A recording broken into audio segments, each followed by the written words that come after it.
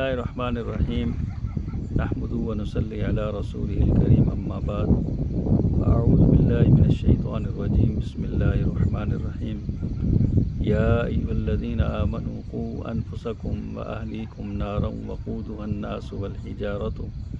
علیہا ملائکۃ غلاظ شداد لا یعصون اللہ ما امرہم ویفعلون ما یؤمرون۔ میں نے آپ کے سامنے یہ ایک آیت تلاوت کی ہے،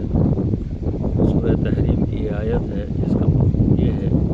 کہ اللہ رب العزت فرماتے ہیں کہ ایمان والو، خود بھی جہنم کی آگ سے بچو اور اپنے گھر والوں کو بھی بچاؤ۔ فرمایا کہ وہ جہنم جس کا ایندھن خود انسان اور پتھر ہوں گے۔ تو یہ ہم سب کی ذمہ داری ہے کہ جس طرح نیک اعمال پر ہم خود عمل کریں، اللہ رب العزت نے جو ہمیں بتایا ہے، احکامات جاری فرمائے، اس پر عمل کریں، اور جن کاموں سے روکا ہے ان سے ہم رک جائیں۔ اسی طرح ہمارا یہ بھی فرض بنتا ہے کہ ہماری جو اولاد ہے یا ہمارے جو گھر والے ہیں، بیوی بچے ہیں، جو ہمارے زیر تربیت ہوتے ہیں یا جن کی ہم کفالت کرتے ہیں، تو ان کی جس طرح ہم ان کی کفالت کرتے ہیں، ان کے دنیاوی طور پر جتنے بھی ان کے لیے ضروریات ہوتی ہیں ہم ان کو پورا کرتے ہیں، تو اسی طرح ان کے اعمال کا بھی ہمیں ہر وقت خیال کرنا چاہیے کہ ہمارے بچے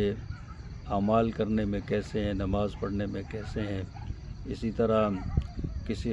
خلاف شرع کام میں تو مبتلا نہیں ہے۔ تو ان چیزوں کا خیال کرنا بھی ہماری ذمہ داری ہے، بلکہ فرمایا کہ کلکم راعٍ و کلکم مسئول۔ آپ صلی اللہ علیہ وسلم فرماتے ہیں کہ تم سارے کے سارے یعنی چرواہے ہو،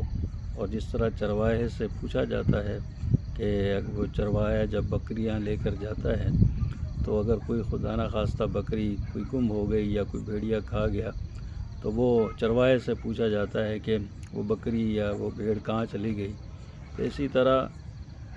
ہر والد سے پوچھا جائے گا جو گھر کا سربراہ ہے کہ اگر اس نے اولاد کو تربیت نہیں کی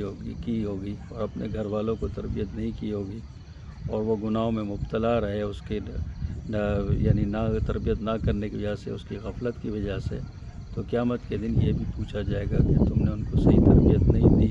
اس وجہ سے تمہارے گھر والے بگڑ گئے۔ تو اس پر بہت سی احادیث ہیں تربیت کے اوپر، اور قرآن میں بھی آتا ہے، بلکہ حضرت لقمان علیہ السلام کی جو اپنے بچے کو جو انہوں نے نصیحت فرمائی ہے وہ بھی سورہ لقمان میں آتی ہے۔ تو یہ ہماری ذمہ داری ہے، اور بالخصوص جو آج کل کا معاشرہ ہے اور آج کل کا جو دور چل رہا ہے،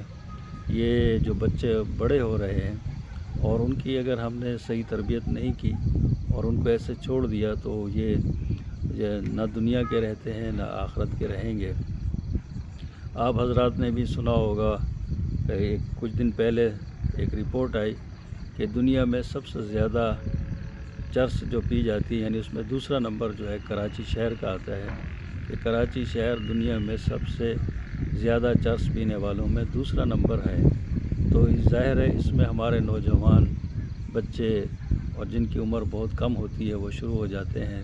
کیونکہ وہ ہمارے والدین کی، ہم سب کی غفلت ہوتی ہے کہ ہمارا بچہ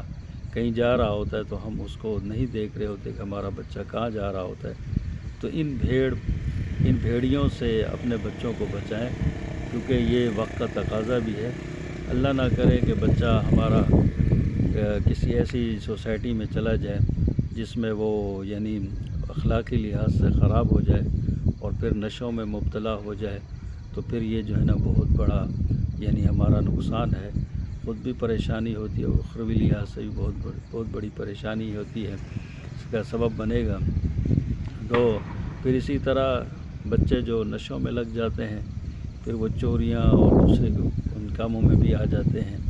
تو یہ ہم سب والدین کی ذمہ داری ہے کہ ہم بچوں کو اس طرح نہ چھوڑیں، ان کی صحیح دینی تربیت کریں۔